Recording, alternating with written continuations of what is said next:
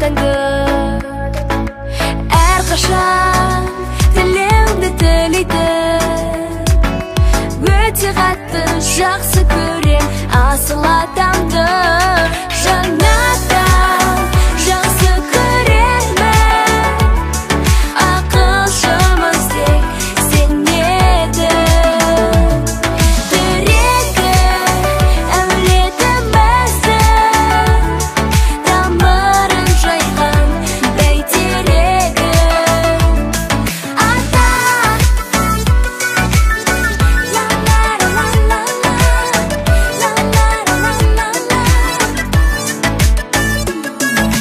Кемеңгер асқар туды сабырлы Бәріне өте сыйлы қадірлі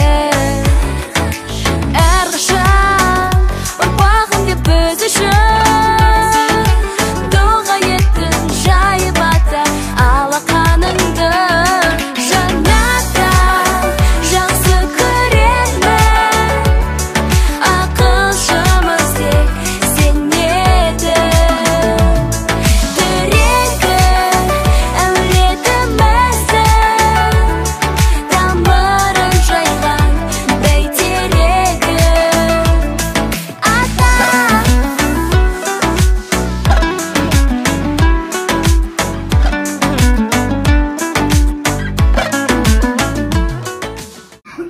Қайырлы күн, құрметті қонақтар, ұстаздар, оқушылар, бабаларымыздан келе жатқан рухани дәстүрлерімізді, құндылықтарымызды насихаттау мақсатында бүгін бабалар дәстүрі ұрпаққа өсиет атты алқалы жиынымызға, дөңгелек үстелімізге қош келдіңіздер.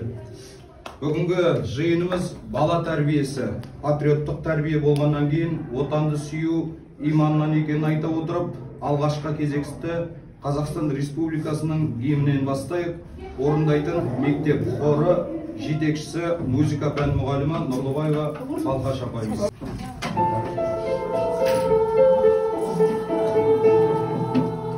Тұр апа. Тұрам. Тұр, стой. Аспаны алтынның даласы ерліктің дастаны еліме қарашы туған жерім менің Қазақстаным ұрпаққа жол ашқан кең байтақ жерім бар бірлігі жарасқан тәуелсіз елім бар қай салған уақытта мәңгілік осындай біздің ел бақытты біздің ел осындай Абыл жырды ұранындай құлшар киді қоранындай жаднаған Сегіз боп толқыған шалқыған маңғыстау Айнымас алтыннан салтынан маңғыстау ұстауға ОГПУ адамдары келгенде үйге қонақтар келді, мәдениетті адамдар дәстүрден ақтамайды, шай қойып жіберші деген екен. Демек, бүгінгі қонақтарымызды да біз енді шай бермесек те осындай керемет өнерімізді көрсетіп, әнмен сусап жібергіміз келіп отыр. Осы жерде және осы мектеп хорының орындайтын Жаңаөзен жастары деген керемет ән. Бұл әннің сөзін жазған өзіміздің қаламыздың ардақты азаматы Қаржаубай Рембайұлы, әнін жазған Әшір Молдағайынов. Ал жетекшісі мектебіміздің музыка пәні Нұрлыбаева Балқаш ханым. Жаңаөзен жастары әні қабыл алыңыздар.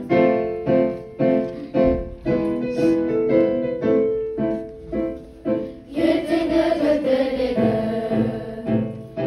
елден соққан жүрегі, ата мұрат жүргері, тіл мен ділдің тірегі, қадірлеген атаны, кие тұтқан батаны, мойындалған атаны.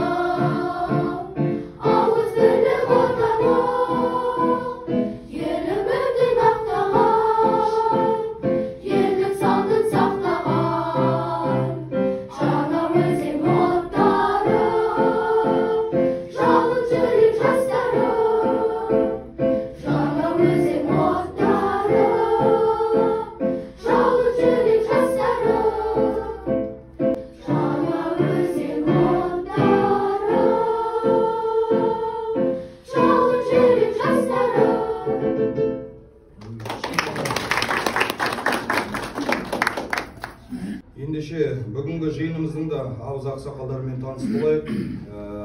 Қазақ халық шежіреші ақыны, халықаралық жазушылар одағының мүшесі, Жаңаөзен қаласының құрметті азаматы Қаржаубай Қажы Рейімбайұлы. Және Маңғыстаудың жеті қайғысының жалғасы, айтулы жыр жампоздарының жауһарларының бізге жеткізуші жыршы Мақсат Аятов ақсақалдарымыз. Сонымен қатар алтын қымбат, күміс қымбат дегенмен одан қымбат көрінеді немере, дастарханның онсыз сәні келе ме, бал тәтті, қант тәтті дегенмен одан тәтті көрінеді немере деп, осы Абай Құнанбаев атындағы нөмір 19 жалпы білім беретін мектепте немерелері оқып жатқан аталар мен әжелеріміз қонақта. Қош келдіңіздер. Ендеше жиынымызды алғашқы ашу үшін мектеп директоры Нугаева Зина Орысбайқызына сөз береміз.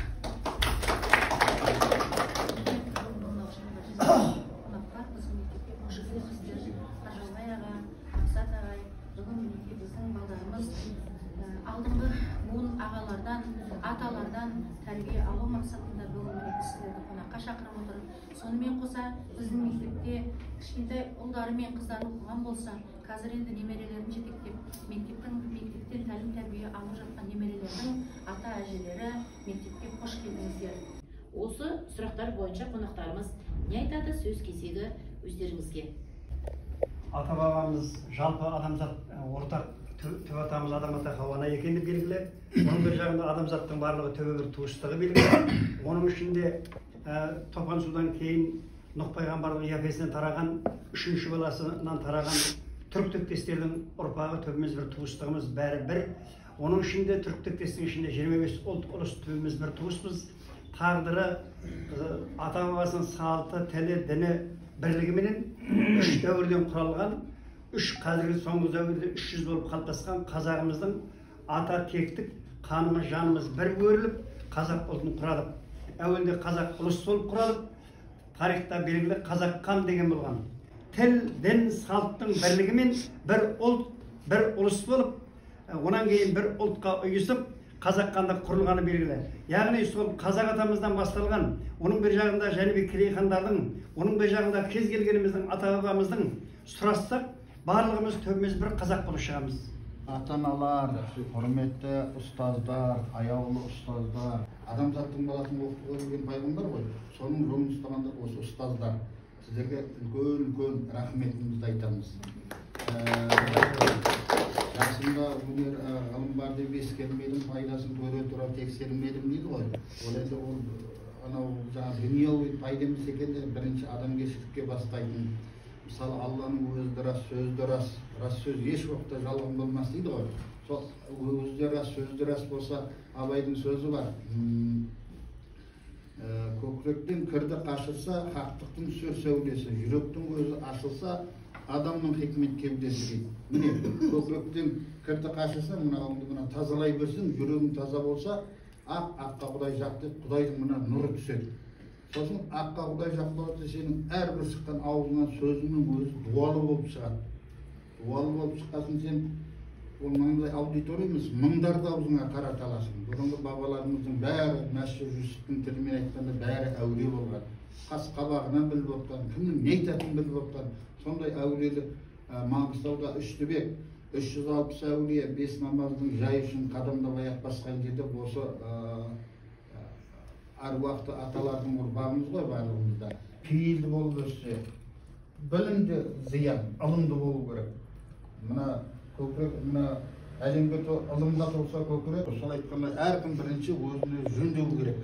Мына жүрегін мықтап, иман берік болу керек. Сонда ғана бір өзін мыңға балайтын, керек болса қазіргі заманда миллиардта балайтын ұрпақтармен сүйіншілейді Алла Тағала. Сондықтан баршаңыз бақытты болуыңызды тілеймін. Талаптарыңызға нұр жаусын. Қазір енді мына қасиетті Абай атамыздың ордасы деп ойлайсың. Соның рухы да бар. Өлсе өлер табиғат, адам өлмес, ол бірақ қайтып келіп ойнап күлмес. Меніменен менікінің айырылғанын өлдіре бат қойып болғай білмес. Кімнің атын айтсаң, соның рухы міндетті түрде келеді. Осы жерде жылулық, нұр пайда болады. Сондықтан Абайдай дана, Абайдай сара ғұлама болып өсулеріңізге мен тілектеспіз. Қазір мына Абайдың тілін айтуға, ата салт дәстүрдің тілін айтуға, адамның өзінің бір деңгейі болады. Сондықтан өзімізді өзіміз жөндеп, я хайюаллазина алейкум анфусикум, ей менің құлдарым, сенде анау былай кетті, мынау былай қамғаты, мынау былай анау өсек айтып жатыр дегенді ғой. Өзіңді өзің жөндесең, өзіңді өзің нұрландырсаң, сонда ғана сен жүрек абайдың тілін айтқан шам болып, нұр болып тұрасың дейді. Сондай бір өзімнің қалайтын ұрпақтар, соларға дұрыс жолға салатын мұғалімдер, аман болыңыздар. Сіздерге дұғагөй болатын ақсақалдар. Тағы басқа қонақтағы ақсақалдар. Осы жайлы не айтасыз? Соны енді менің айта кететінім өзім немерелерді үйретіп жатырмын енді. Соңғы кезде біз Совет Союздан қалған папа, мама деген сөз бар. Біздің өзіміздің қазағымызда әкем, шешем, анам деген, анашым, әкешім деген өзінің құдіретті сөз бар.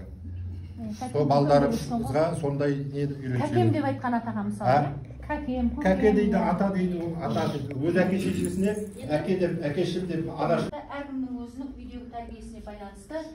Біреу әкесіне үлкен атасы болатын болса, тәте дейді, аға. Құрметті біздің бүгін қонақтар.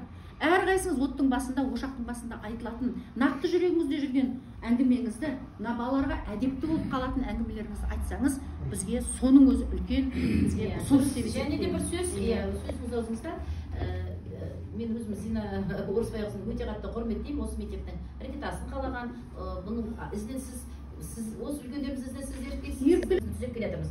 Көш жүре келе түзеледі дейді. Сол үшін бар білгендеріңізді айтып кетсеңіз, үйретіп кетсеңіз. Я енді жеткіздім ғой, енді осылардың бәрін өзім әкелем, алып кетем, бұрын өзіміз барады едік баяғыда. Менің айтайын деген, сендерге мыңда бір рахмет, ол бәлені көру керегі жоқ, әркім ошақ басында өзі тәрбиелеу керек. Қазақ боласында осының бәрі біздің ұрпақтарымыз ғой өсіп келе жатырған. Құдай жеткізсе 20-25 жылдан бері осылар үлкен бір мекеме басшысы, семьялы болып өсіп өніп жатыр. Мен жолдасым айтады, өзеннен сонша үй салып жатыр, мен айтамын, жылда бәленбай бала өсіп жатыр ғой. Ол Алла тағала бізге қазаққа үлкен ырыс берген ғой. Кемі жоқ. Сонша жер беріп жатыр, сонша дүние беріп жатыр. Көп рахмет. Әркім аталардың да, аналардың да несін бұрын тек жиналыс есе мамалар кететін еді ғой. Мен таң қалдым қарттар дегенге. Міне, Қажауға енді құрдасымыз, мынау інім, бәрі осылардан артық білетініміз жоқ. Дегенмен де әйтеуір сау болсын, осы жігіттердің бәрі де бала-шаға асырап жатырмыз ғой. Біреуден көрмейік, өзіміз қолдан келгенше, ал айналайын балдарым, бақытты болып өсіңдер. Ақсақалдардан ақыл кеңес алу үшін шақырватсыз, мінекей осылардан қалған сөз жоқ, бәрін айтпады. Мен айтатын, жастар үлкен сыйлан, кішіні сыйлан, кішіге ақыл айтын. Біреу боқтап атсай, бала қызым, айным, қарындасым деп айтыңда, боқта, боғауыз айтпаң деп, жақсы болың, тек жақсылық жағын айтың.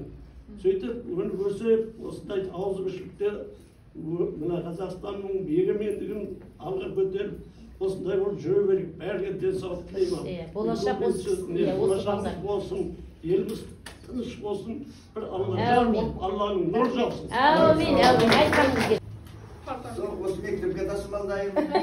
Таңертең басқа жұмысым жоқ, үйге барсам кемпір тасу. Немереге махаббат, кемпірге махаббат.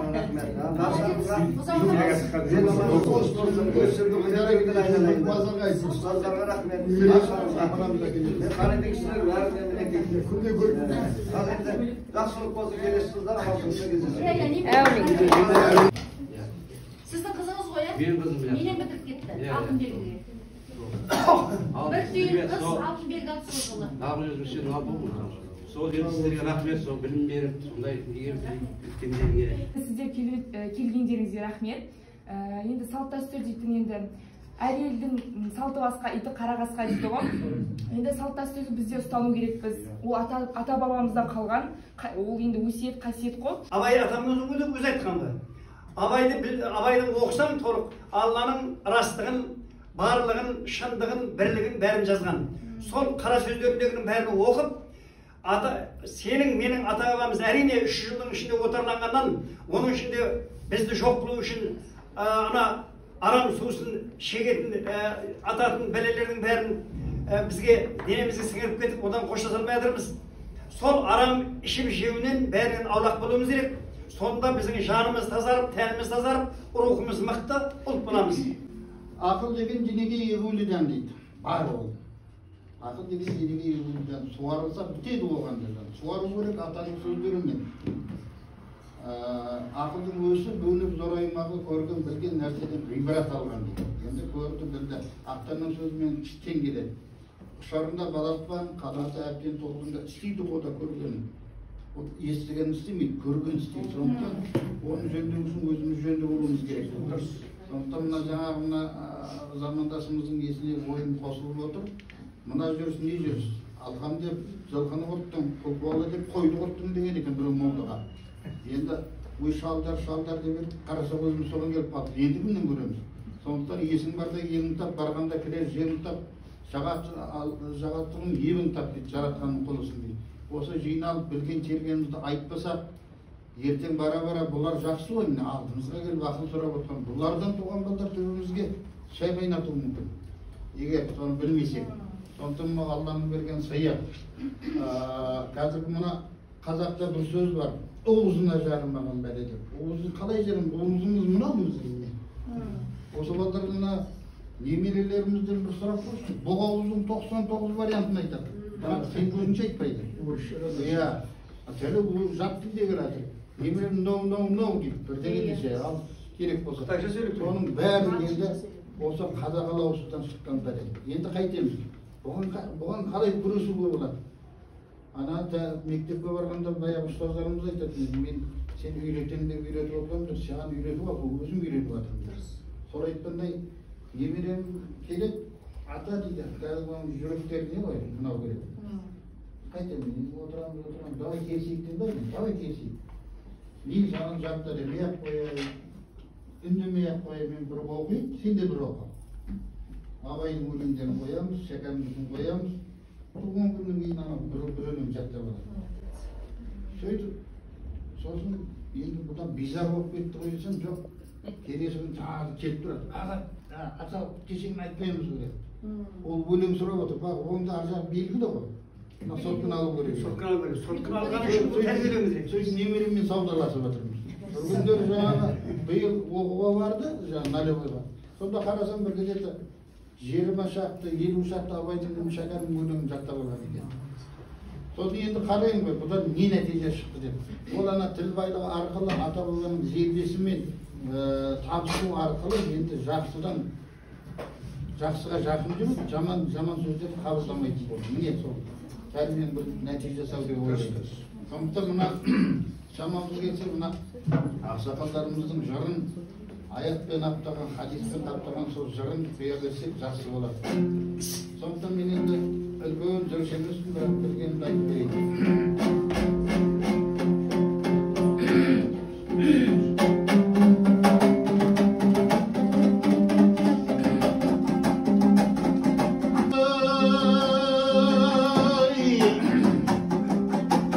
Ай, жарандар кеңес жазайын.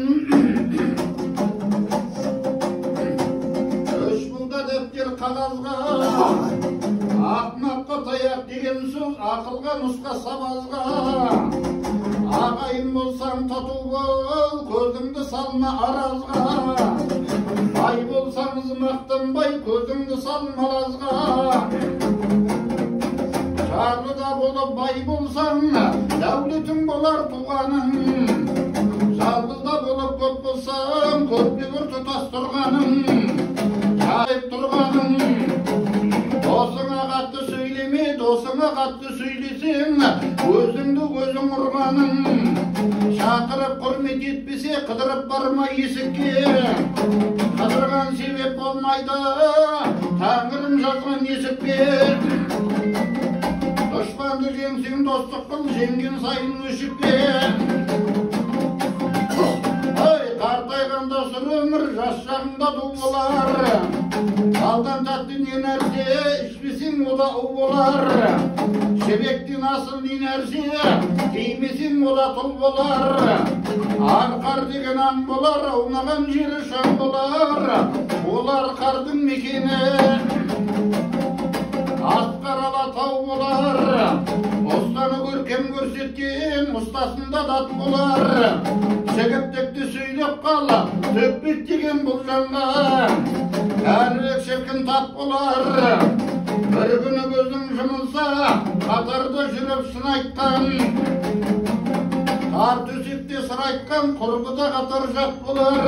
Қанағат бар бәледен аманет, тілегімізді қабыл ет. Асың адалдық біргей, басың амандық біргей, береке бірлік артып ырысқан несігің мол болғай. Ойлаған оң болғай, жүрсең жол болғай, жүрген той болғай, тілектіңтерін қабыл болғай. Екі дүниені ағырайын біргей. Ұятты иманды ұлғыздан, ұятты иманды немере шөбереш, ен жарсып қосақтарыңы қоса ағарғайсыңдар.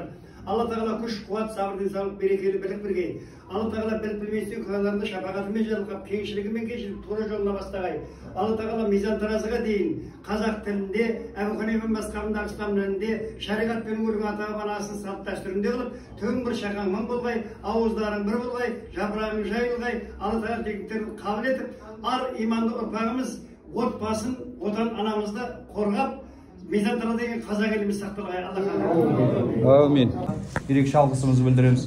Және де уақыт бөліп берген барша ата-аналар сіздерге де ерекше алғысымыз. Даналық мектебі, аталар мектебі жұмысына белсене қатысып, аталар өсиетін насихаттауға үлес қосқандарыңыз үшін бәріңізге мың алғыс. Бүгінгі іс-шарада естігендеріңіздің әлеуметтік желілерде жан-жақтарымызға сыныптағы оқушылармен бөлісіп, осы жұмыстың жандауына үлес қосады.